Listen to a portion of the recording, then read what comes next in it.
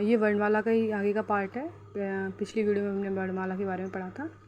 तो सबसे पहले कुछ विद्वान जो री होती है राजर्षि ऋषि, उसको स्वर नहीं मानते हैं, क्योंकि ये व्यंजन और स्वर का संयुक्त रूप होता है। रा प्लस ई इससे मिलके बनता है। अब हम पढ़ेंगे स्वर के भेद। स्वर के भेद कितने होते हैं?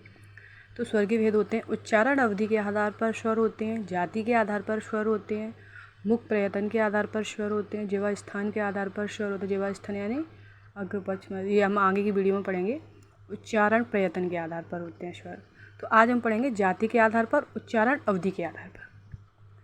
तो जाति के आधार पर हम होते हैं हमारे सजाति और विजाति। सजाति जैसे आ ई ए एक ही जाति की, मतलब एक ही तरीके, जैसे आ है, ई है, ऊ है, ये एक जैसे स्वर हैं। और विजाति में जैसे विजाति में स्वर जो आते हैं वो आते हैं हमारे जैसे आ और ई, आ ऊ, आ ए, ई आ, जो अलग अलग होते हैं ना, उन्हें हम जाति के आधार पर बांटते हैं।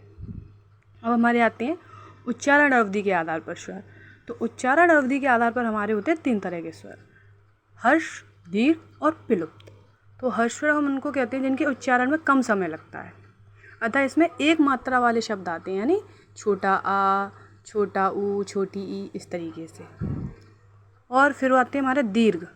तो दीर्घ जिनके उच्चारण में हमें हर्ष स्वर से ज़्यादा समय लगता है, यानी अधिक समय लगता है, उन्हें हम कहते हैं दीर्घ स्वर। इसमें सारे हमारे बड़े आ जाते हैं, तो बड़े वाले आ जाते हैं, जैसे बड़ा, बड़ी, बड़ा ऊ, ए, और 2 मात्रक भी कह सकते हैं हम इनको, जिनमें 2 मात्राएं लगती हैं।